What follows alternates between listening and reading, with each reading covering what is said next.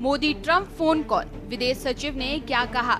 विदेश सचिव विक्रम मिस्री ने मोदी ट्रंप फोन कॉल पर एक बयान में कहा, पीएम मोदी ने स्पष्ट किया कि ऑपरेशन सिंदूर के संबंध में व्यापार से संबंधित किसी भी विषय पर चर्चा नहीं की गई। उन्होंने जोर देकर कहा कि भारत ने कभी भी तीसरे पक्ष की मध्यस्थता को स्वीकार नहीं किया है और भविष्य में भी इस तरह की मध्यस्थता को स्वीकार नहीं करेगा। पाक की गोलियों का जवाब तोप के गोलों से।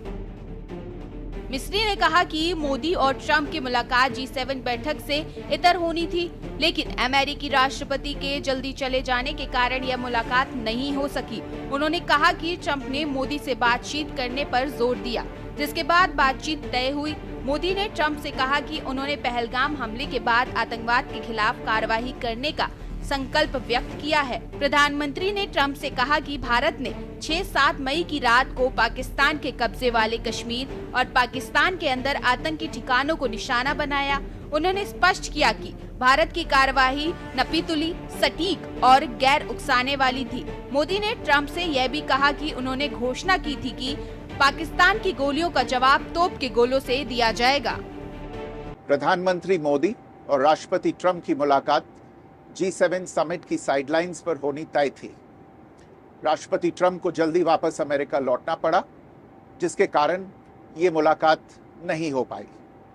इसके बाद राष्ट्रपति ट्रंप के आग्रह पर आज दोनों लीडर्स की फोन पर बात हुई। बातचीत लगभग 35 मिनट चली।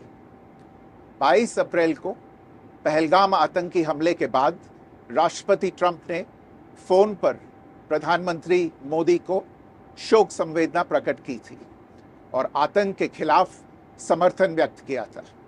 उसके बाद दोनों लीडर्स की ये पहली बातचीत थी। इसलिए प्रधानमंत्री मोदी ने राष्ट्रपति ट्रंप से ऑपरेशन सिंदूर के बारे में विस्तार से बात की। प्रधानमंत्री मोदी ने राष्ट्रपति ट्रंप को स्पष्ट रूप से कहा कि 22 अप्रैल के बाद भारत ने आतंकवाद के खिलाफ कार्रवाई करने का अपना दृढ़ संकल्प पूरी दुनिया को बता दिया था। प्रधानमंत्री मोदी ने कहा कि 6-7 मई की रात को भारत ने पाकिस्तान और पाकिस्तान ऑक्यूपाइड कश्मीर में सिर्फ आतंकी ठिकानों को ही निशाना बनाया था। भारत के एक्शन बहुत ही मेजर्ड, प्रिसाइज और नॉन एस्केलेटरी थे। साथ ही भारत ने यह भी स्पष्ट कर दिया था कि पाकिस्तान की गोली का जवाब भारत गोले से देगा।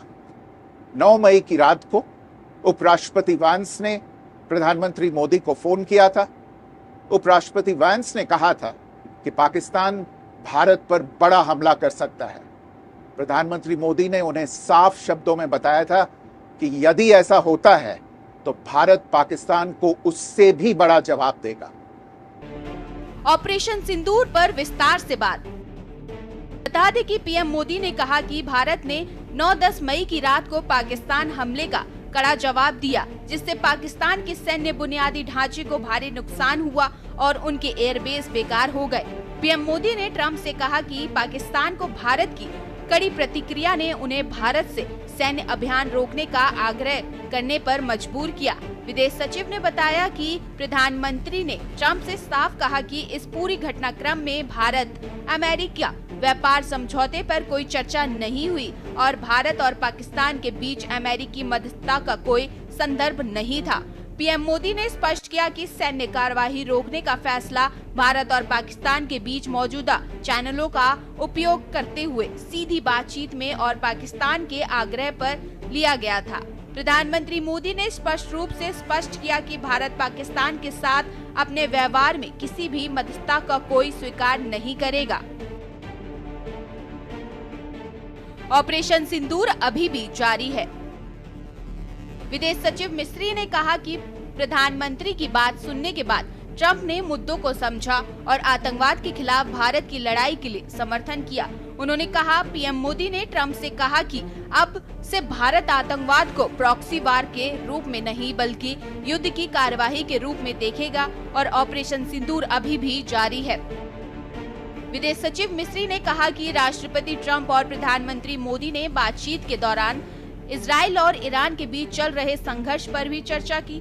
उन्होंने कहा कि रूस यूक्रेन संघर्ष पर दोनों नेताओं ने सहमति जताई कि दोनों पक्षों के बीच जल्द से जल्द शांति के लिए सीधी बातचीत जरूरी है।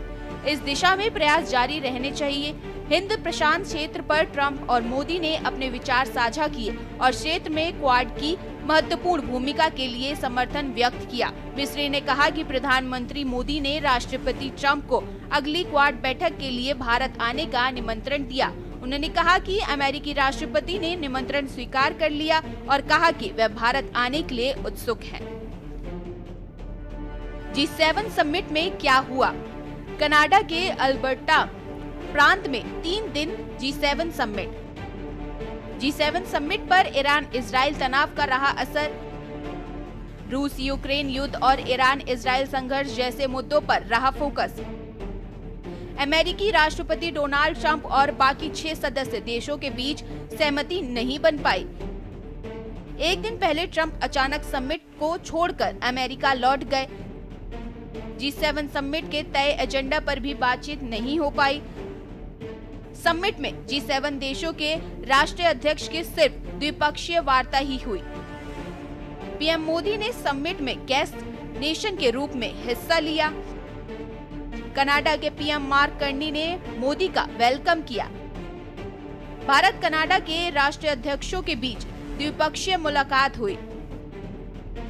मीटिंग के बाद मोदी ने कहा, भारत और कनाडा के संबंध काफी महत्वपूर्ण हैं। हाई कमिश्नर को बहाल करने पर सहमति।